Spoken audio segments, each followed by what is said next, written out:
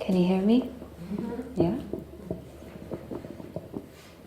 So Jiden and I led a sewing retreat this weekend. So I asked her if she wanted to give the talk with me, and she said, as long as you don't make me say much. We'll see what happens. Do you want to explain what we did? What did we do? Welcome, everybody. Can you imagine having a sewing retreat? Put the mic right by your face. Oh, sorry. Not used to this.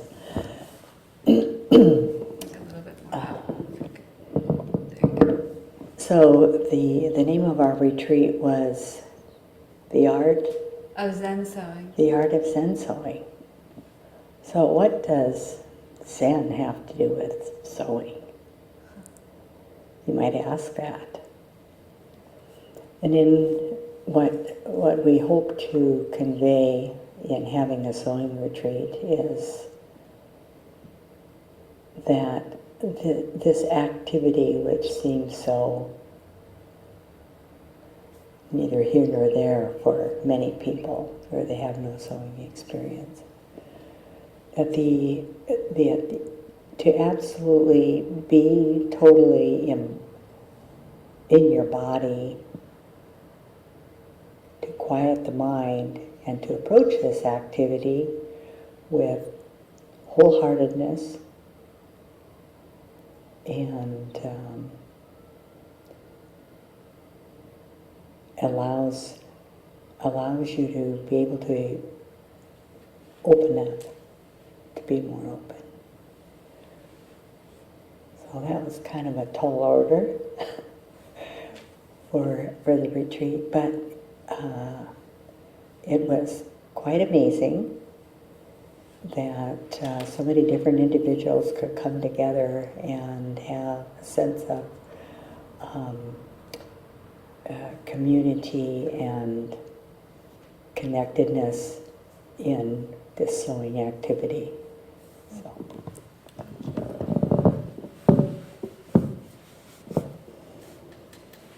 So to become one with the activity that we're doing, this is one of the hallmarks of Zen practice. And what we do when we're sitting on the cushion is it's not actually quite right to say become one, because we already are one. And yet there is an experience, we sometimes call it an illusion or a delusion, that we are somehow separate and we are this person that we seem to think about all the time. And that very mechanism of identifying and obsessing over ourselves seems to cover up the fact that we are this flowing unity. And so we have the practice of becoming, the activity of really placing our attention, in this case, in the act of sewing. There's one Zen story that we shared during this retreat where two brothers, actually, I think they were sewing together in our Zen history, and the story's been passed down. And one of the brothers says to the other, how, is it the brothers? I'm not sure actually it's the brothers. Anyways, two Zen guys. They're sewing together, and one of them says, well, how is it? And the one Zen guy, he says, in and out, in and out. Another translation is every stitch almost exactly the same.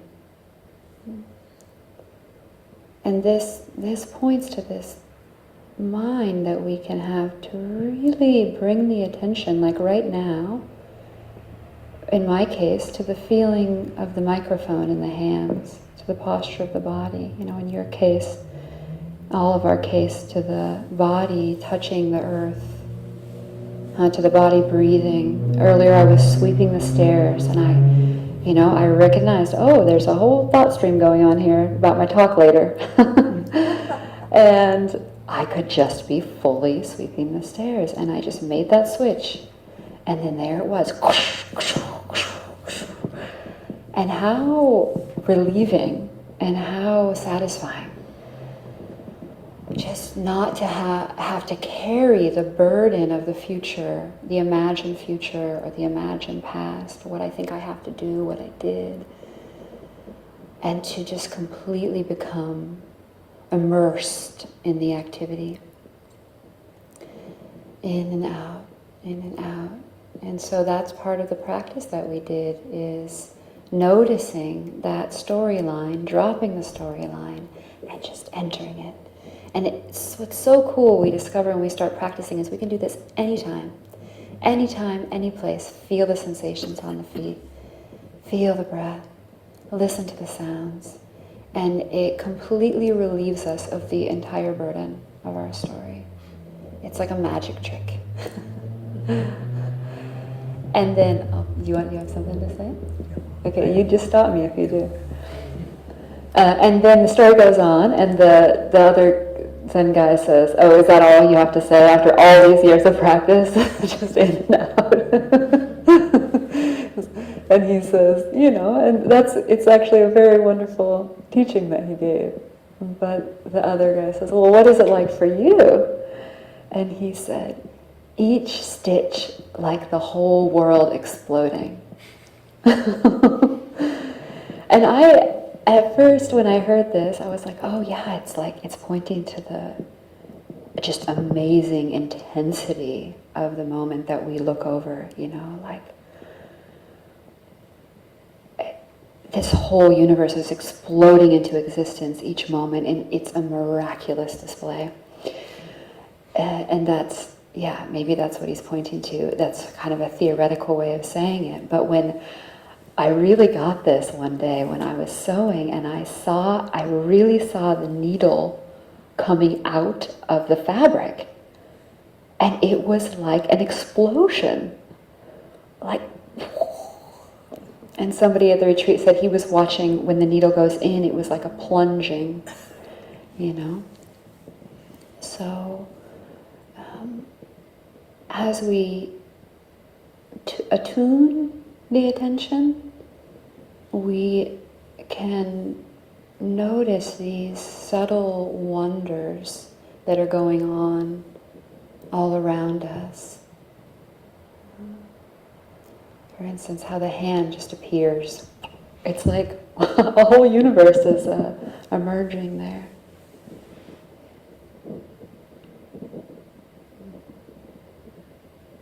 There was once a closing circle I just thought of at Great Vow. So every session we have a closing circle. And this one young man, he all of a sudden realized the miracle that was happening. And he was, and my hands, and the microphone, and it's all actually quite miraculous. And the sense that we know what's going on, and the way in which we're always narrating it, sort of puts it in. It subdues the miracle of it.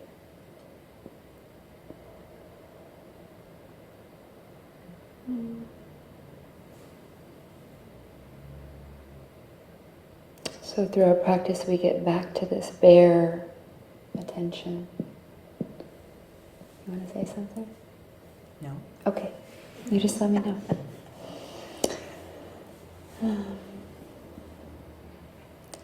And one thing that a lot of people noticed during this retreat was what the Buddha called becoming.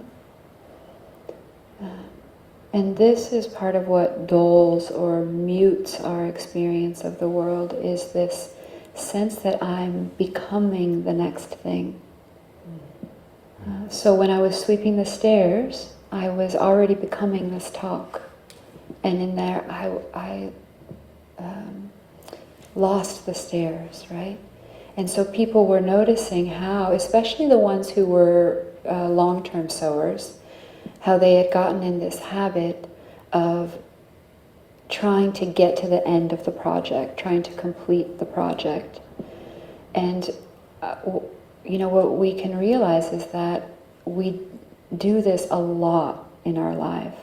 Okay, I'm getting the dishes done so I can get to that, whatever.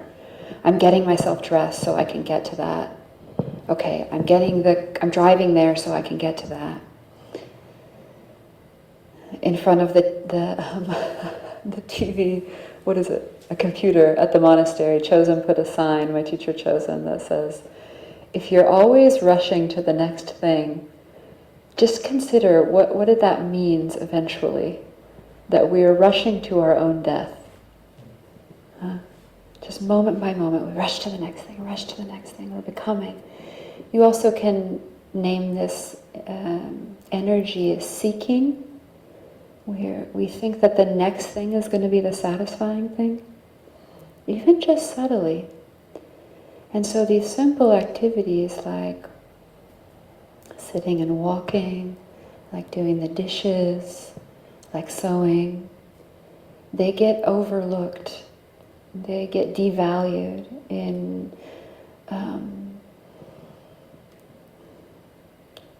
in our striving for something else.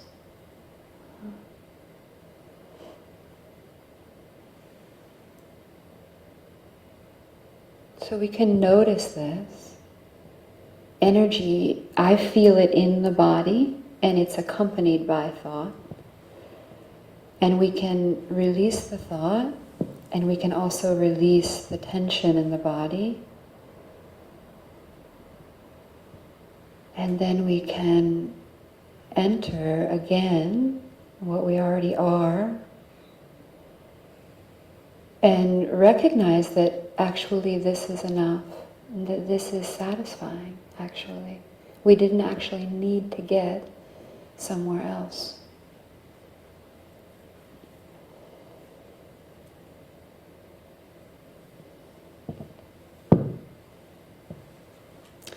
So I was just listening this afternoon. Some people know Kisei, my Dharma sister. Her talks always pop up on my email, and I never listened to them, but this time I decided I just listened to the very beginning of one. She's really wonderful talks. I'm always happy when I do. And this one she was telling some stories of Zen Master Shurto, another of our ancestors, who is said to be sort of the precursor to the Soto Zen school, for those of you who are interested in that stuff. Shurto, and then Mazu was his contemporary. They were two famous Chinese teachers. And Mazu is said to be the sort of predecessor to the Rinzai school. So those are, if you're interested in Zen teaching from our Chinese ancestors, those are two very good ancestors to look up. They have some really awesome, pithy exchanges with their students, with each other, with their teachers. And this one says, a monk asked Shurto, what should a monk do? This is like asking a teacher, what should I do? How should I practice? What should a practitioner do? You know, there's lots of good answers to that. Right? But Shurto says, why are you asking me? That's a good point. Why are you asking me? But you look. You know.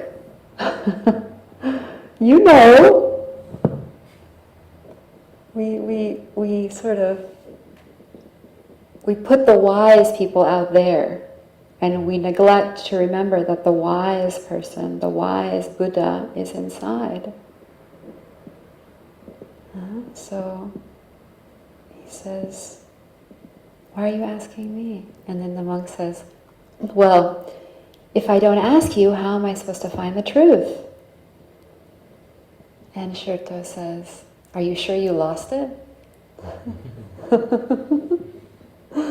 great. Are you sure you lost it? We think that we've lost our happiness. We think that we're incomplete, that we don't understand, that something's missing. You know, if we sort of were to put a word maybe over all of our stress, it might be lack. We feel that something is lacking, and we need to do something or get something or fix something or say something in order for that sense of lack to be satisfied. And he's saying, well, maybe that's not right. Maybe you're already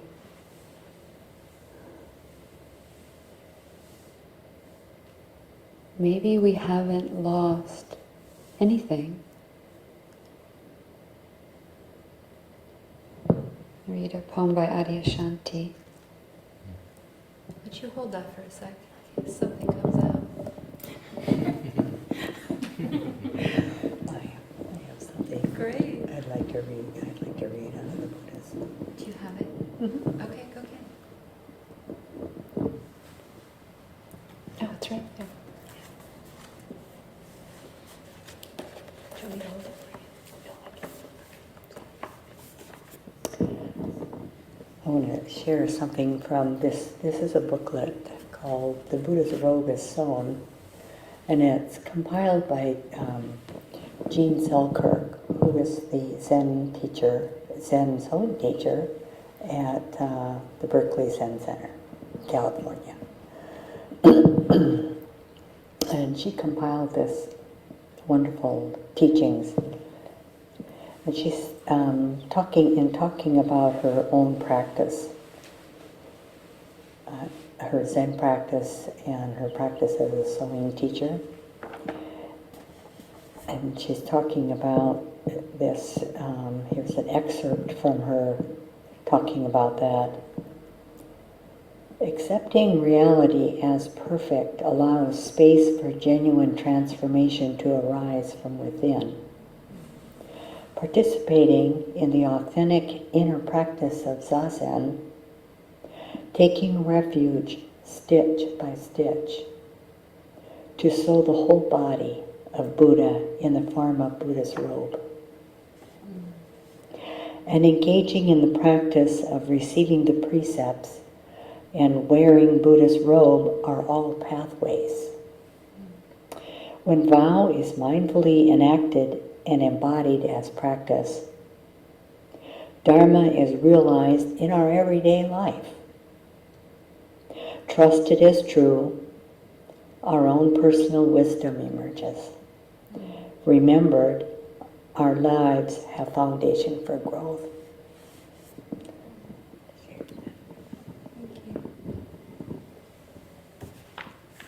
Gina's a great inspiration to me. Can I see that quote?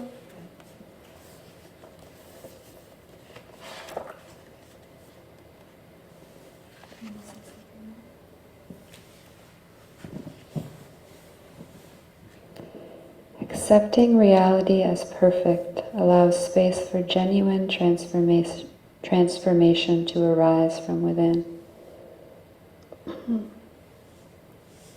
It's really interesting. It's kind of a paradox. You know, if we accept it as perfect, we don't actually need it to transform. But it does in a very beautiful way. Because if we have a ground of satisfaction, of perfection, of acceptance, then our true activity can come forward, right? Our true expression can come forward. If we have this sense that somehow I should be some other way, that somehow this is wrong, that somehow I'm lacking, then we're always running around trying to fix it. And we can't allow that true expression. Let's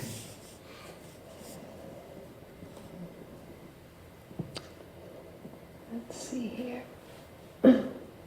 So as part of the sewing retreat, I made this bag. This is one option that people had. So some people were sewing their robes, their wagesas and rakusus. Some people had their own sewing projects that they brought that were, one woman was doing an amazing sewing beadwork, and another was just doodling with, she had no project, she was just doodling with thread. Beautiful. She was actually my sewing teacher from a community class I took. And then one option was to make a bag and learn how to do the seams that we do on the okesa. And so for this Dharma talk, I just found 3 books that fit in this bag. And I just kind of randomly picked out quotes, and it's just amazing how they all go together. So one of them is from Adyashanti, who's a modern spiritual teacher. He was a Zen practitioner for many, many years, and then left that form, but continued teaching in, the heart of Zen. I'll read a quote from him. Before you start to meditate, ask yourself a question. Is it true that peace and silence are not here now?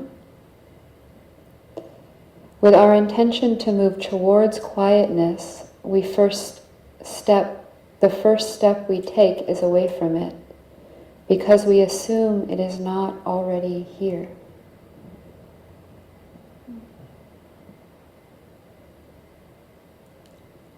So this is really pointing to true Zazen. It's not a creating of a certain state of mind. It's a recognizing that this satisfaction, this peace, this silence is already. And all we have to do is tune into it. To accept it. Jogan once said, all we have to do is accept our awakening. We think awakening is something we have to do or create or realize, but it's just a matter of that stepping back.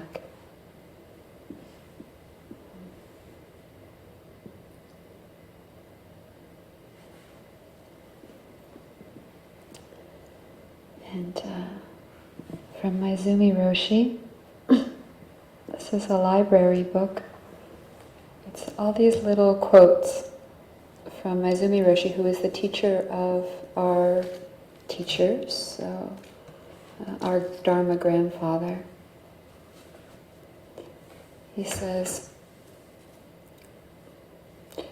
these are little stories. So somebody came in the first few months of his Zen practice, and he asked Maizumi Roshi, what is loving kindness meditation? Maizumi Roshi poked him in the stomach and adjusted his shoulders, saying, you must love sitting. You must love yourself.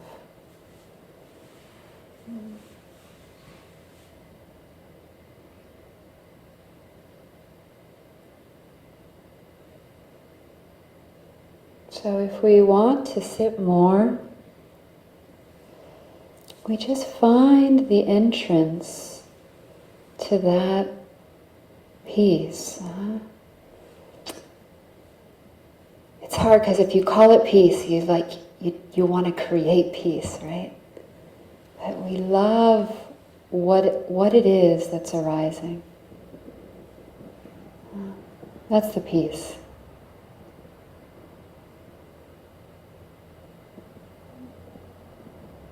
You must love sitting. You must love yourself. And one more from Adyashanti.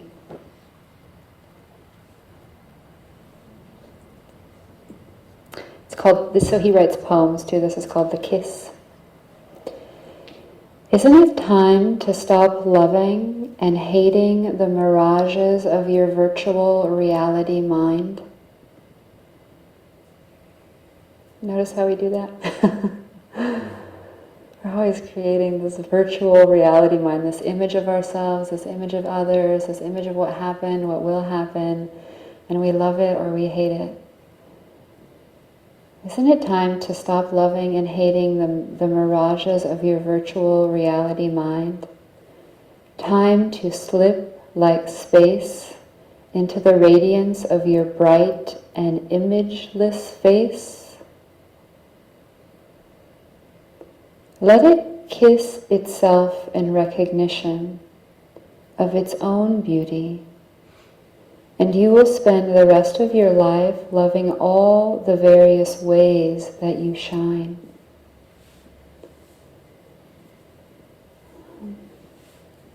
So we have this choice to love ourselves, to really appreciate ourselves,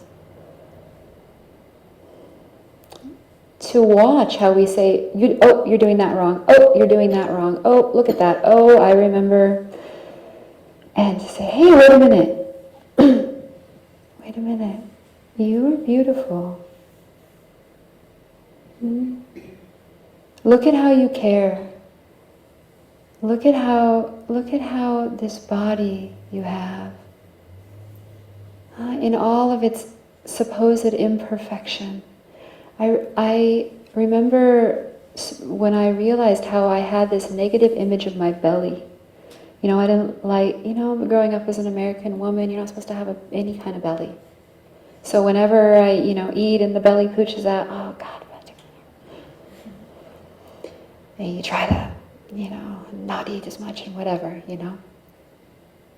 So, and I remember this moment of, oh wait, I love my belly. I can love my belly just as it is. Like, like we love a child or like we love a friend. Why did I get the idea that the belly was supposed to look a certain way? Like, I don't have that about a baby's belly. Baby's belly, it's so cute. How come my belly? And other times in history, a woman having a voluptuous belly was beautiful. So it's all just a matter of questioning the beliefs that we have about what is beautiful, what is not. And we can open up to love all the different variations of ourselves, even as we are getting older, even as we don't fit the image of the perfect person.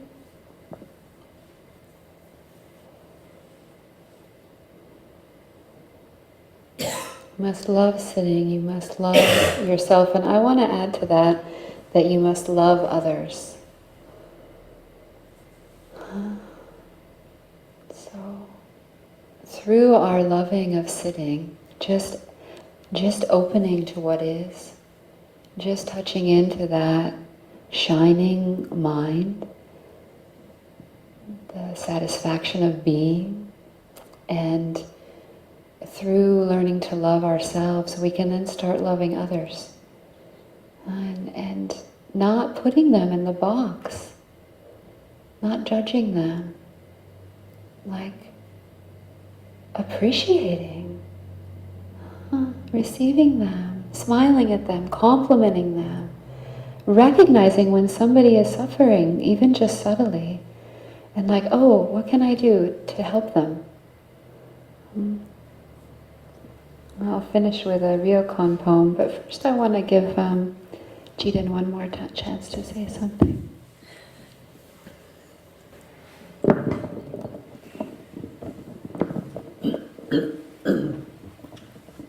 I guess I'm more of a doer than a talker. Excuse me. I'm so glad that we had the opportunity to have a sewing retreat, and I hope we could plan for more in the future. And it is really an honor for me to be able to help people learn how to sew their wakisas and their rakusus. So this long timeline that I've had in my life of sewing and then coming to this Zen practice, and that the two were perfectly matched.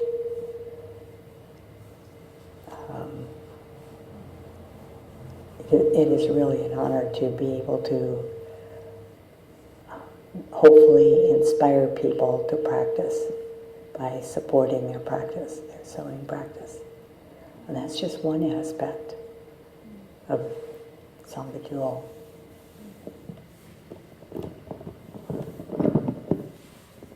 So loving others Loving others. through what you do. Chosen Roshi used to say that all the skills that we learned in service of our ego self, like for example, I learned how to sew because I really wanted to make cool clothes for myself.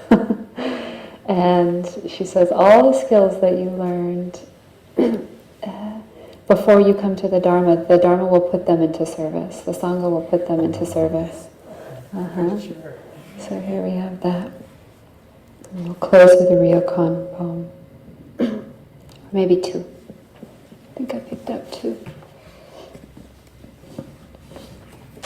Ryokan is one of our Japanese, comes from a Japanese Zen lineage. He's not in our actual lineage, but he is also. And he was, they call him a poet fool. So we all have our expression of the Dharma, and he left the monastery and would just play with the children all day with his ball. He had a ball. He lived by himself in a hut. Let's see, which one?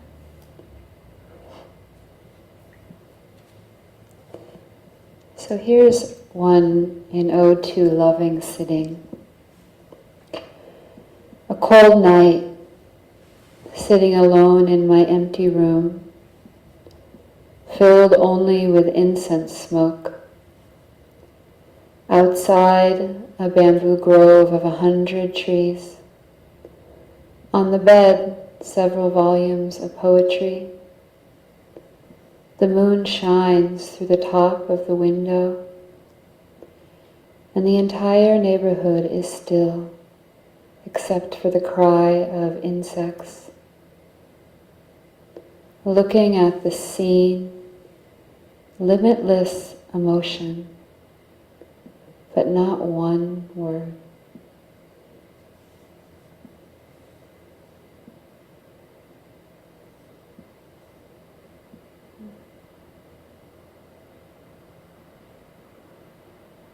To really sit, to really get empty, to really listen and let go of all words. This is when we find the joy of sitting.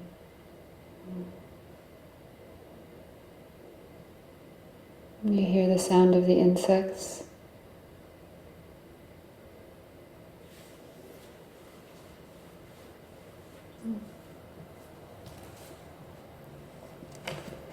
And finally, for loving others.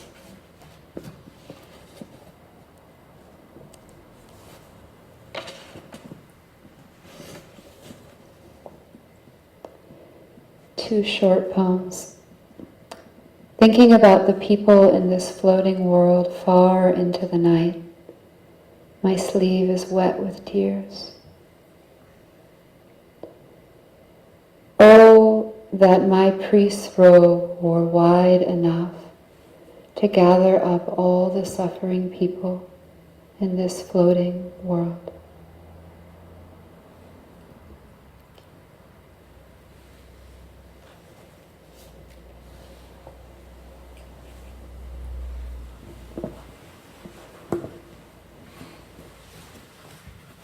The four great Bodhisattva vows can be found on page 5 of the Chamber.